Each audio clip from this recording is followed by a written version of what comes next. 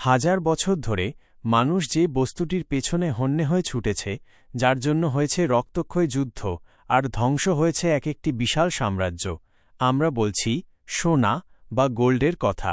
কিন্তু আপনি কি জানেন 2026 সালে এসে কোন দেশের মাটির নিচ থেকে সবচেয়ে বেশি সোনা বের হয়ে আসছে? তারা এই সোনা কত দামে আর কার কাছে বিক্রি করছে? আজকের এই বিশেষ ভিডিওতে আমরা উন্মোচন করব বিশ্বের শীর্ষ 5টি সোনা উৎপাদনকারী দেশের অজানা সব তথ্য। চলুন শুরু করা যাক। 5 নম্বর দেশ কানাডা। আমাদের তালিকার 5 নম্বরে রয়েছে কানাডা। প্রতিকূল আবহাওয়ার মাঝেও তারা বছরে প্রায় 200 মেট্রিক টন সোনা উৎপাদন করে। কানাডা তাদের উৎপাদিত সোনার সিংহভাগ এয়ার কার্গোর মাধ্যমে আমেরিকার বাজারে সাপ্লাই দেয়।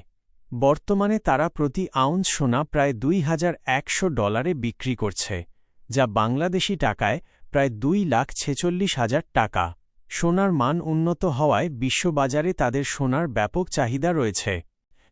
4 নম্বর দেশ মার্কিন যুক্তরাষ্ট্র। তালিকায় 4 নম্বরে রয়েছে আমেরিকা। তারা বছরে প্রায় 190 মেট্রিক টন সোনা উত্তোলন করে। আমেরিকা মূলত সাজোয়া ট্রাক এবং বিশেষ বিমানে করে তাদের সোনা সাপ্লাই দেয়। আন্তর্জাতিক বাজার দর অনুযায়ী তারা প্রতি আউন্স সোনা $2,050 থেকে $2,100 বিক্রি করে, যা বাংলাদেশি টাকায় প্রায় $2,47,000 কাছাকাছি। তবে তারা বিক্রির চেয়ে সোনা মজুত রাখতেই বেশি পছন্দ করে।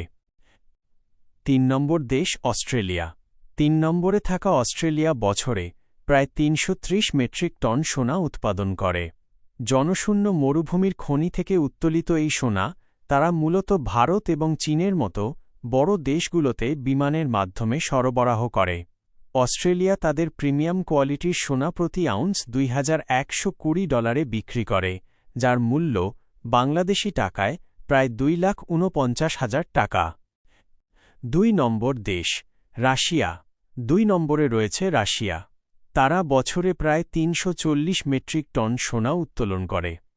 বর্তমান আন্তর্জাতিক নিষেধাজ্ঞার কারণে রাশিয়া সরাসরি ইউরোপে সোনা পাঠাতে পারে না, তাই তারা জাহাজ ও বিমানে করে চীন ও আরব দেশগুলোতে সোনা সাপ্লাই দেয়।